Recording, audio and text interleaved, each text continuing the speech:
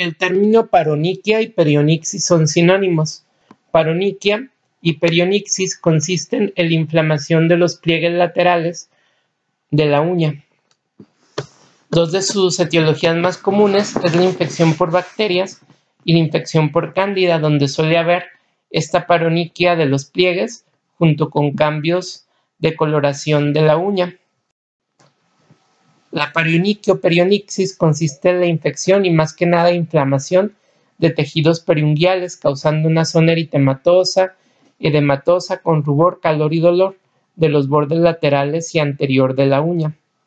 Puede haber secreción purulenta, inclusive abscesos, y cuando hay cándida también suele haber una micosis de la uña. Aquí tenemos estos cambios en la uña junto con este edema y eritema de los pliegues laterales. También aquí edema y eritema, que inclusive ya está formando ampollas. Y con estos cambios unguiales es muy común que sea una paronychia o perionixis por cándida. Aquí parece una perionixis o paronychia más que nada bacteriana, sin cambios en las uñas, ¿sí? Aquí puede darse antibióticos tomados y se puede drenar. En la otra podríamos dar antimicóticos de tipos azólicos. El prurigo se asocia a la comezón y al rascado crónico, por eso es muy común en dermatitis atópica, muy común en jóvenes, donde el 10 al 20% de los jóvenes o niños pequeños tendrá dermatitis atópica, y muy común por la púrpura senil o de Bateman, por la cerosis senil, que es una piel muy seca y con poca elasticidad y también con poca hidratación, debido a pérdida progresiva de lípidos de la piel de los ancianos.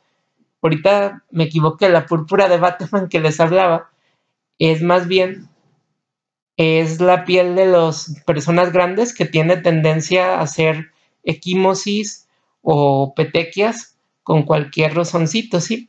Son esos ancianos que no saben por qué se hicieron moretones, ¿sí? Y a veces con un pellizquito o con algo que se pegaron hacen grandes moretones, y también es por envejecimiento de la piel. El prurigo nodular son estas pápulas o nódulos generalmente escoriadas secundarias al rascado, ¿sí? Pueden ser varios nódulos desde milímetros hasta 2 centímetros con prurito, escoriaciones.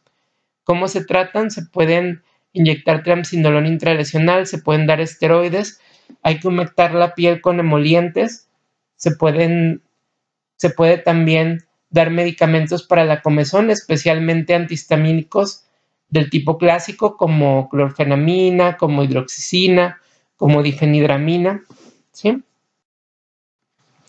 Aquí tenemos múltiples escoriaciones, algunas áreas hiperqueratósicas, aquí también inclusive algunas casi ulceraciones y nodulitos ulcerados. Aquí pues vamos a tener áreas de eritema y muchas escoriaciones, y aquí pues vamos a ver estos nódulos, algunos de ellos escoriados. Sin embargo, vean que algunos parecieran nódulos que se abren, es decir, gomas. Aquí también habría que pensar en una esporotricosis linfangítica. Aquí estamos viendo pápulas y nódulos con muchas escoriaciones, mucha comezón. Esto podría corresponder a un prurigo por insectos. El prurigo por insectos es muy común en extremidades de niños. Después de una picadura de insectos se llenan de múltiples nódulos escoriados. Aquí parte del tratamiento es darle un repelente para mosquitos o darle tomado vitamina B12 o vitamina B que se excreta por el sudor y hace que nos piquen menos los mosquitos. Existen formas de prurigo por insectos que pueden ser ampollosas, especialmente en pacientes con dermatitis atópica, y pues pueden ser muy llamativas. Y siempre que vean este patrón lineal, se llama patrón de desayuno, comida y cena. Es muy propio de picaduras de insectos, siempre que vean este patrón lineal de papulitas o de abones. Cuando usted vea lesiones lineales o de formas irregulares, recuerden que generalmente es por un traumatismo externo. Puede ser el rascado, ¿sí?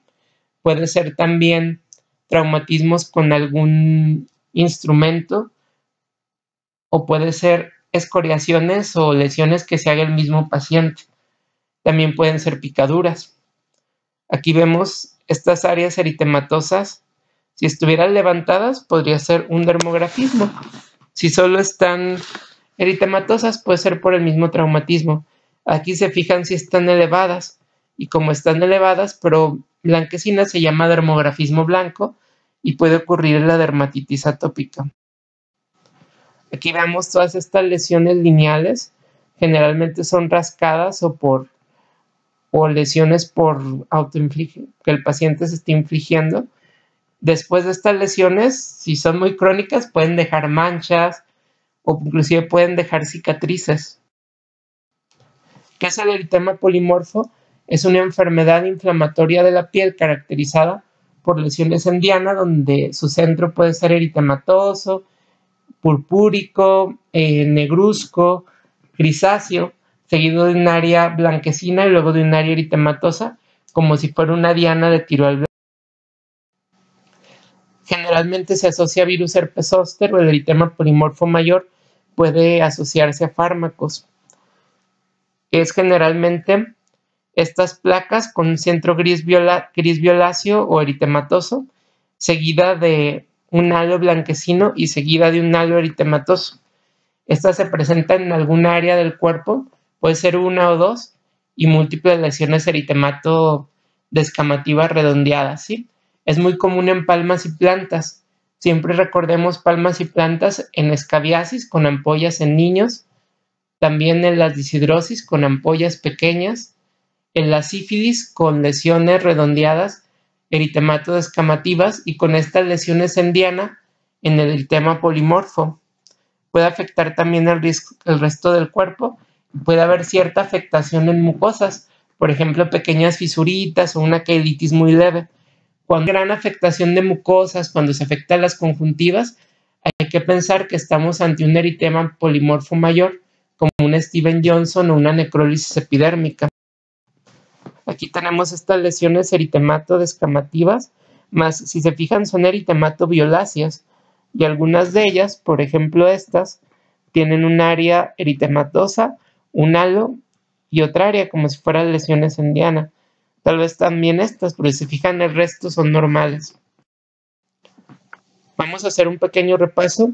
Áreas hipercrómicas reticuladas en áreas de exposición a calor, eritema ab ignem.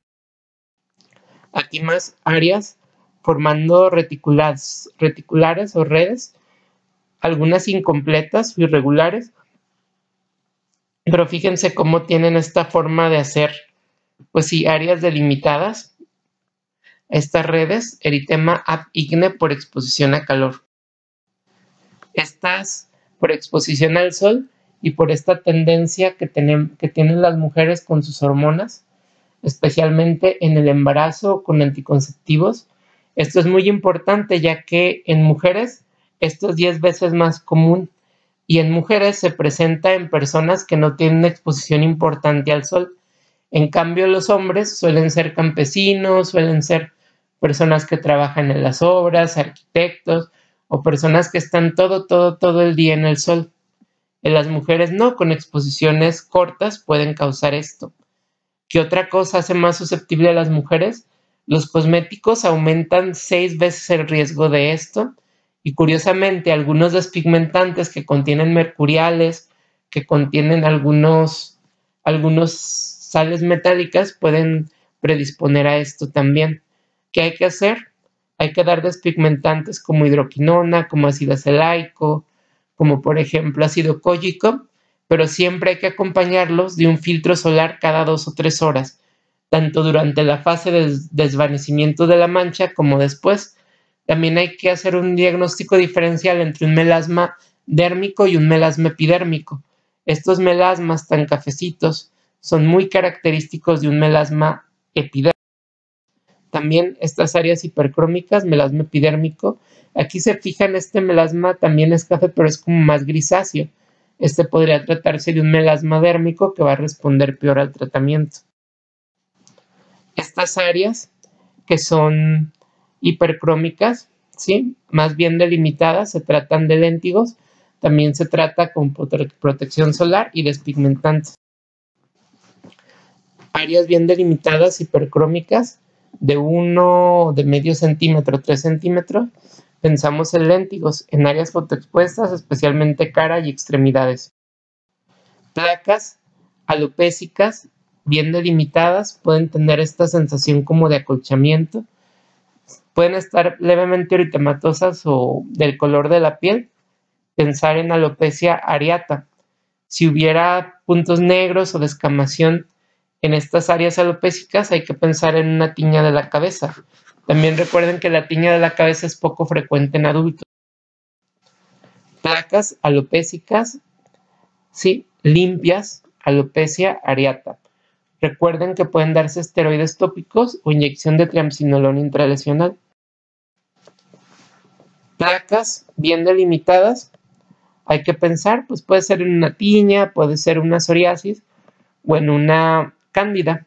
Si tiene pequeñas lesiones eritematosas redondeadas alrededor de esto, se llaman satelitosis y es característico de la cándida. Si tenemos un centro que es mucho más blanquecino y bordes elevados, podríamos pensar en una dermatofitosis. Y si tuviéramos áreas muy bien delimitadas y rojo intenso, en una psoriasis. Aquí podría tratarse de una cándida o también podría ser un psoriasis, pero está un poquito leve la prueba. Estas placas eritematosas con satelitosis, cándida. Aquí puede haber un poquito también de satelitosis. Y estas áreas hiperqueratósicas, como con escama en la superficie, también podrían ser característicos de cándida. Estas uñas con xantoniquia, es decir, coloración amarillenta o cromoniquia, podemos pensar en una onicomicosis. Más en esto, en las cromoniquias hay que pensar en otras posibilidades también. Xantoniquias, xantoniquia con un poquito de cambio en la forma de la uña y aquí un poquito de descamación, de hiperkeratosis subungual. Hay que pensar en una onicomicosis. Recuerden que una onicomicosis puede ser por cándida, por dermatofitos o por mohos. Siempre que pensemos que sea dermatofitos, también se puede llamar tiña de las uñas. Estas áreas, más o menos bien delimitadas, aunque tal vez un poco difusas, podríamos pensar en un eritrasma, tal vez en una psoriasis por la coloración, o en un eczema, ¿sí? Aquí estas placas, también podríamos pensar en una candidiasis. Recuerden siempre, busquen el borde activo, busquen la satelitosis. Estas placas bien delimitadas podrían tratarse de una psoriasis. También inclusive hay un poquito de piel engrosada. Sin embargo, también podría ser una dermatitis fraccional o inclusive una forma muy severa de acantosis nigricans acompañada de un frotamiento intenso. Fíjense, la paciente pues se ve un poquito gordita en sus pliegues y puede ser simplemente roce y combinación un poco con acantosis nigricans o podría ser una psoriasis.